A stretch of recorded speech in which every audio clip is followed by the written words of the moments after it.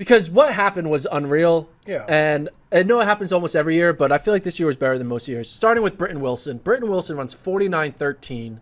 She broke the collegiate record in the prelim, and then she runs even faster, running 49.13. She now owns the 4 fastest 400-meter marks in collegiate history. 49.13 is number 4 in U.S. history. Mm-hmm. She's 22 years old. Number 4 in U.S. history. She's in college, runs for Arkansas. 49.13. Did she still run the 400 hurdles? Mm-hmm. She won that? Mm-hmm. Didn't even have to run that fast. They didn't put her in the 4x4 because they're like, Let's say you've done enough. We don't need you to run some 4x4s right now. But 49.13, I don't know. Now there's getting to the point where she needs to potentially say goodbye to the hurdles. I think she's coming to a point where don't try the hurdles no more. Like, you're a quarter miler. Mm-hmm. You're the 4th fastest woman ever in the U.S. in the U.S. You need to just say no to the hurdles. I mean, what do you think? I don't think she needs to make that decision yet. And we've talked a lot on the show about what is she going to do in the short term? What is she going to do in the long term?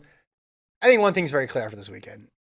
She's going to win a gold medal in something by the time this is all over, individually. This year? No, by the time like her career. I think all time she's going to go down as one of the all-time greats, I think. I don't know what event it's going to be in, but I just think you mentioned the stats, the 4 fastest times in collegiate history. Think about how many great runners have gone through the NCAA system, and she's got 4 of them now. Think about the versatility between the quarter, the 400 hurdles, and the 800. And that's when I knew she was playing chess this year, and her coaches were playing chess this year, when she spent all indoor running some 800s. And then they dropped her in for NCAAs to just break the collegiate record indoors. I just think she's got an amazing future. She's been making these steps progressively. Now she's had the opportunity to run the open quarter. Yeah, she's going to go down as an all-time great in track and field history when her career is over. But I don't know what event it's going to be in. I don't know what shape it's going to take. I think that's part of the fun. But I've seen enough to be completely convinced of just the ability and the versatility of Britton Wilson. We'll find out what event she decides to run at NCAAs. The entries have to be declared, I think, tonight/tomorrow. So we'll know on next week's pod what event she's doing. Yeah. But if you were her coach, you can't really do a 400 hurdle double right. at NCAAs because they're like back-to-back events.